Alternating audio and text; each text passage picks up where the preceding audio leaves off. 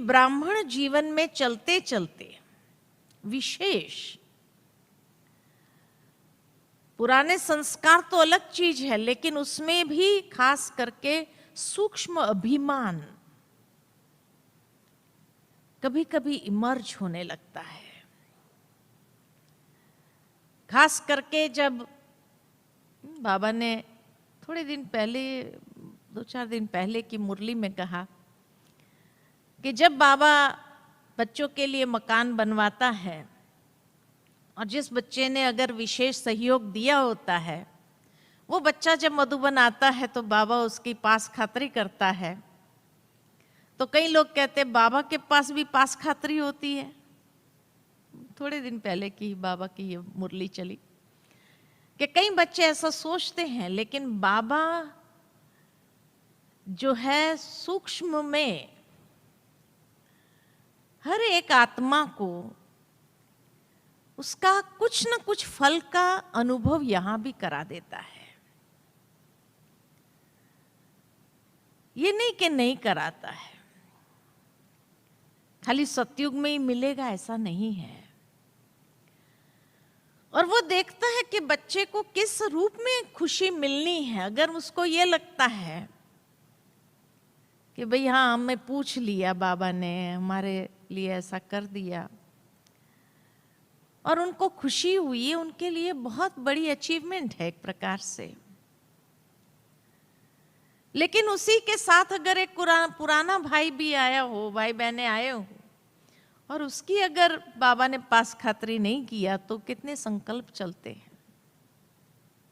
कहीं ना कहीं वो सूक्ष्म अभिमान जागृत होता है, मुझे नहीं पूछा गया, हमने भी तो दिया था, हमने भी तो किया था।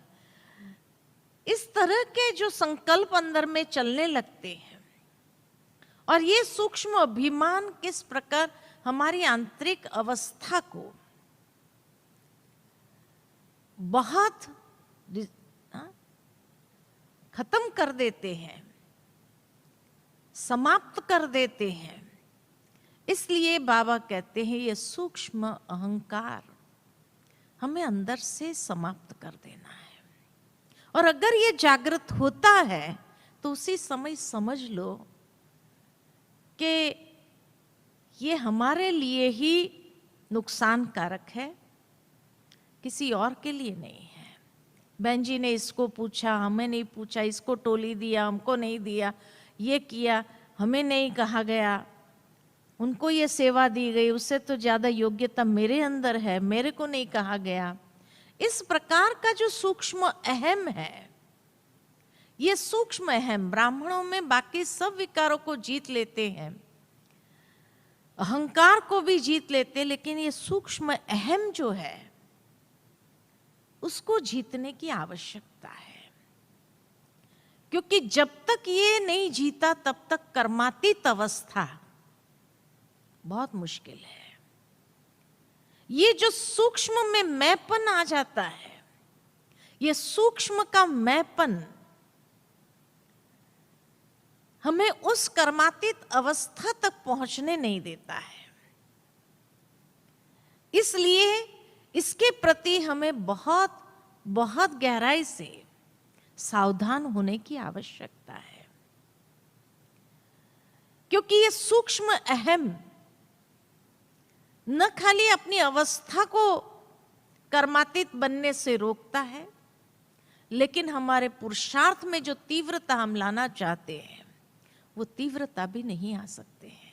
अर्थात हम तीव्र पुरुषार्थी ग्रुप में चले जाएंगे लेकिन तीव्र पुरुषार्थ कर नहीं पाएंगे। और उस समय हमें महसूस होता है कि पता नहीं क्या बात है कि मेरी स्थिति दिन प्रतिदिन डाउन होती जा रही है। फीलिंग आती है कि डाउन हो रही है, लेकिन उसका कारण क्या है? क्योंकि ये सूक्ष्म अहम का पता ही नहीं लगता है।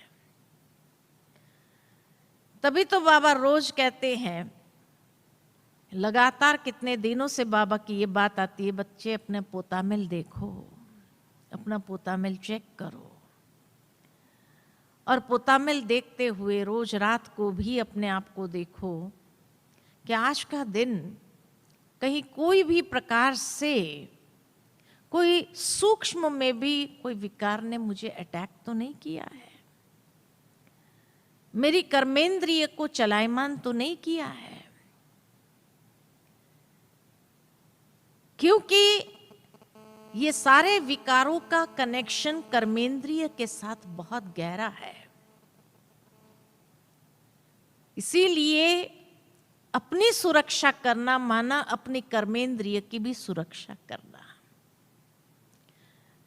कि ये कर्मेंद्रियां किसी भी तरीके से चलायमान होकर के मेरी स्थिति को डाउन तो नहीं कर रही है। कहीं आंखें चलायमान हो जाती तो कहीं कान चलायमान हो जाते तो कहीं मुख, है ना। ये चलायमान होने से सूक्ष्म विकर्म बहुत बनते जाते हैं, और जिसके लिए बाबा ने हिसाब बताया है, 1 का 100 गुना प्राप्ति भी है तो 1 का 100 गुना नुकसान भी है। तो हमें अपनी अवस्था को वहां सुरक्षित रखना है कि कहीं 1 का 100 गुना नुकसान में तो मुझे नहीं ले जा रहा है, क्योंकि इतना माइनस होता जा रहा है। यानी जमा का खाता हमें अपना बनाना है, लेकिन जमा के खाते के बदले क्या हो रहा है? माइनस हो रहा है। 100 गुना दंड चढ़ रहा है अपने ऊपर। और ऐसे समय में अगर अंतिम समय आ जाए, अंतिम घड़ी आ जाए अचानक में, तो क्या होगा?